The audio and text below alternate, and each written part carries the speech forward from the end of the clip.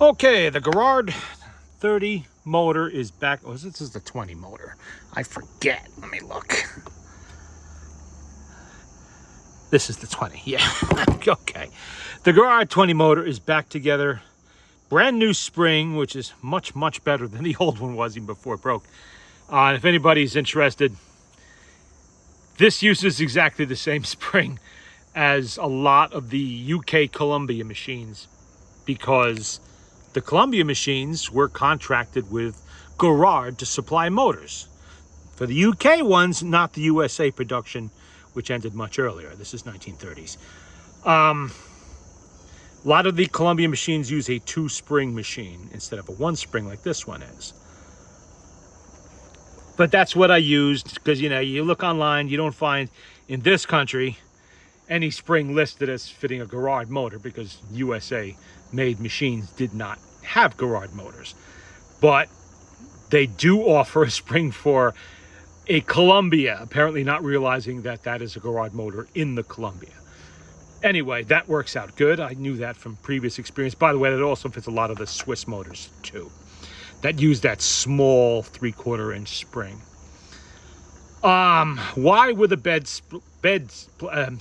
why were the motor plate screws loose? Well, I put it all back together. I tightened up those screws, cranked it up, and nothing happened. Nothing happened. It was locked up. I'm looking at this thing. How the hell could this thing be locked up like that? That makes no sense at all. Everything looks fine. Loosen the screws like they were when I first took the motor out of the machine, and it right away started spinning. Everything was working fine with loose screws. Now, I kind of suspected those screws were loose for some reason.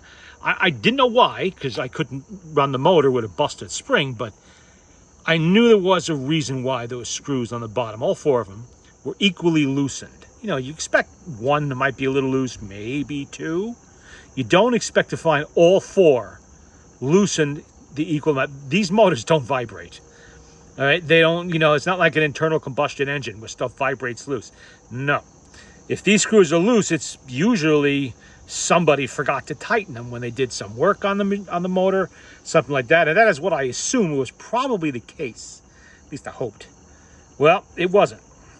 The problem was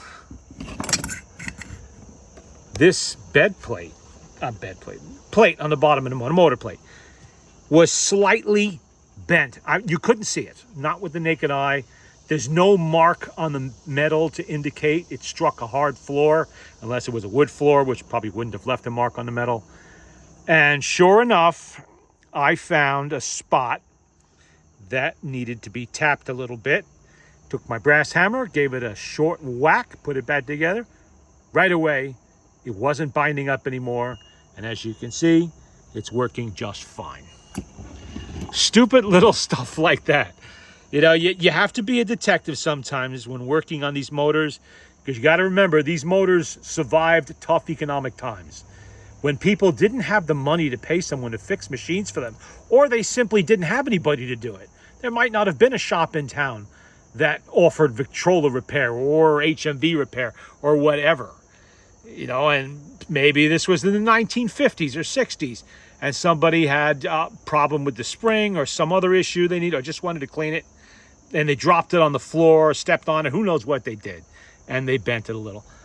All it took was just one little tap with the brass hammer to straighten that plate out just a tiny bit, and it's not binding on the shaft on the bearing. See, it was probably binding. Well, I suspect it. Right there on that shaft right there, keeping the spring from doing what it's supposed to do. And it kind of surprised me because I really didn't think it would be strong enough of a bend to cause that, but apparently it was.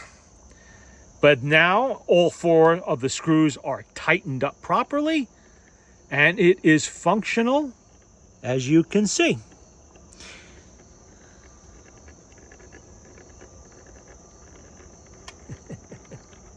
Spinning around, you can watch those all day long. Yep, there we go. All done.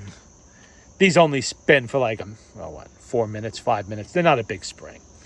But this spring now has a lot more power than the old spring ever would have had. I put them side by side, and this spring was opened up, just uncoiled to over 2.5 times the amount of the original spring that was in there, assuming that was the original spring. I don't know. It could have been changed at some point. You know, these machines are very old, and over the years, repairs were done. And it's hard to tell sometimes what was changed or what wasn't. But in any case, that's taken care of. That's done. That was the problem with the motor. It's all ironed out. Now I will have to put it together, back into the machine, do some testing to make sure everything's good. You know, you got to test these motors under load, really.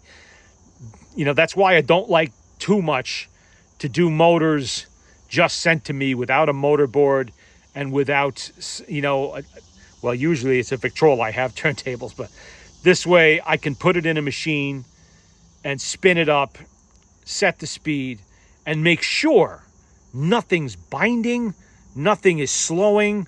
It's maintaining speed. It's maintaining everything. No weird noises. It's doing what it's supposed to do. And you really can't do that just by cranking it up and playing it on a table like this. You know, this could have some major defect, although I don't see one, in a gear or something like that. And it won't spin a record to speed. It'll stop in the middle or something like that. You don't know until you put it in the machine, which is right behind me there, or in front of me, and you spin it up and make sure.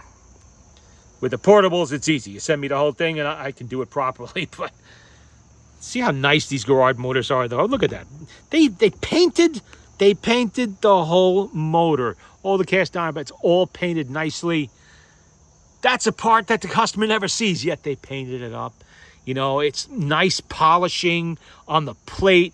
All that nice finished brass. Look at that finished brass in there. On the weights, everything is so nice. You know, those are all parts the customer does not see, but the manufacturer of the machine does. So when a salesman from Garrard walks into the president of Decca's office or whatever and said, "We would like to sell you motors, sir. Here's the motor we would like to sell you." They probably have it in a nice presentation case, you know, so they could spin it up for the, you know, as a demonstration. And it looks so nice. I mean, as much as I love Victor, they do not finish motors like this. And neither does HMV. Although HMV, if it's a pillar and plate motors, which they usually are, they are, you know, at least they finish the metal pretty nicely.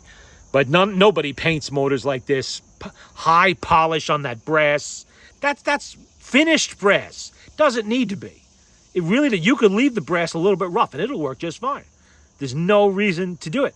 You know how nice you can adjust the bearings on this so that the shaft is perfectly level against the gear, just perfect.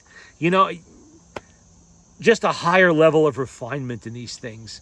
It's really, really nice motors. As I've said before, a Garrard motor is really the only gramophone motor of any kind that I know of that looks cool just sitting on the shelf by itself as a display item. I mean, look at that. You know, it's a little sloppy now because I'm just in the middle of greasing it, but, you know, all nice and polished up and clean and everything like that. Just sit it under a little glass dome or something like you're displaying a pocket watch. Really nice. All right, but that's the update on this machine, on this motor. It's ironed out now. It's working like it should. There's no more issues.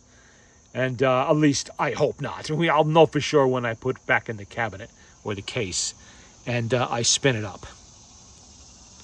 But as you can see, it was working nice. There's no reason why it would not operate under load, especially with that brand new spring in there. But that'll be another video. I have a few more things I have to do today. I don't have time to finish this morning, but at least this part is done.